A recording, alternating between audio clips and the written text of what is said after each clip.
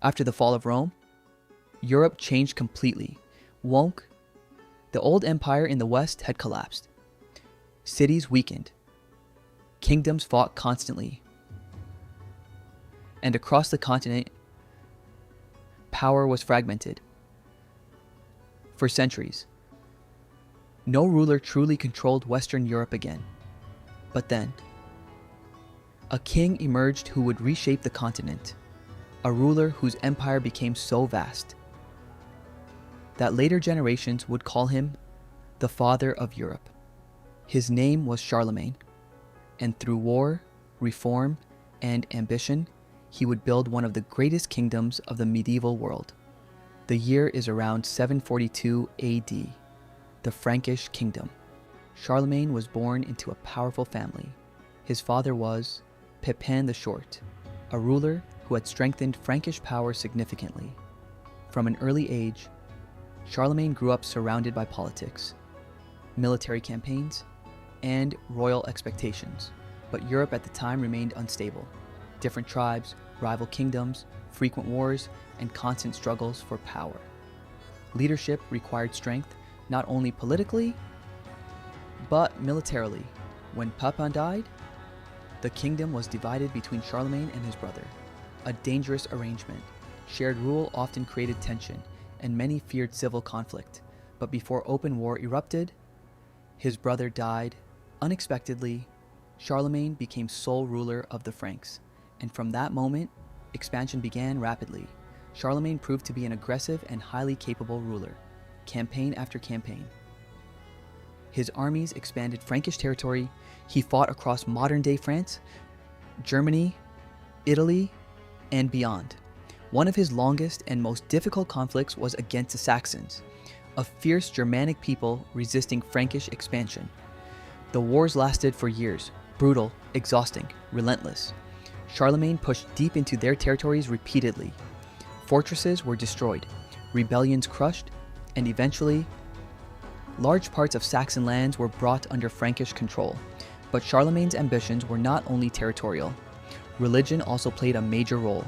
Christianity expanded alongside Frankish power. Churches were built. Missionaries traveled across conquered regions, and religion became closely tied to political authority. Meanwhile, in Italy, another opportunity emerged. The Lombards threatened the Pope, and the Pope turned to Charlemagne for help. Charlemagne invaded Italy, defeated the Lombards, and expanded his influence even further. His relationship with the church became increasingly important, because by now, Charlemagne was becoming more than just a king.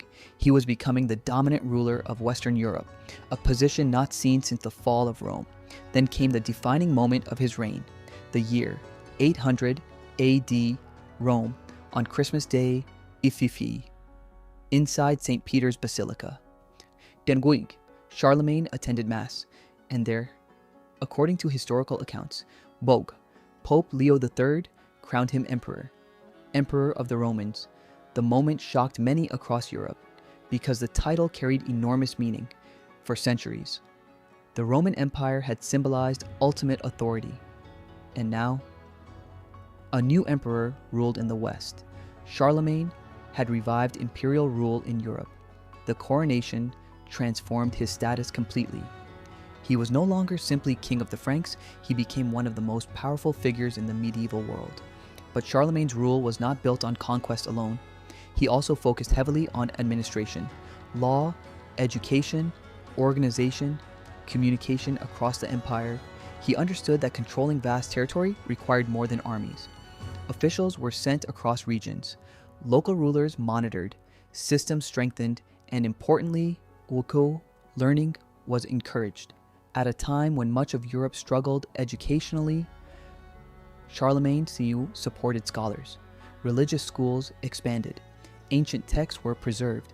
Writing standards improved. This period later became known as the Carolingian Renaissance, a revival of learning and culture. In many ways, Charlemagne helped preserve knowledge during a turbulent era. Still, his empire faced constant pressure. Borders required defense, rebellions threatened stability, and governing such enormous territory remained difficult. Yet Charlemagne continued ruling for decades, expanding, reforming, strengthening his empire. By the end of his reign, his territory stretched across much of Western and Central Europe.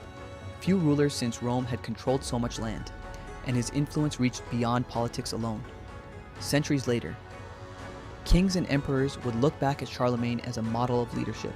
His empire itself eventually fragmented after his death, but the idea he represented survived: a united Christian empire in Europe, an imperial vision that shaped medieval politics for centuries. Charlemagne died in 814 AD, but his legacy endured long after him. Some viewed him as the founder of medieval European order. Others remembered him as a conqueror, a reformer, an emperor, or the father of Europe. Few rulers leave behind both an empire and an idea powerful enough to shape centuries of history. Charlemagne did. If you want more history content, stories about the rulers who transformed civilizations, subscribe. More is coming.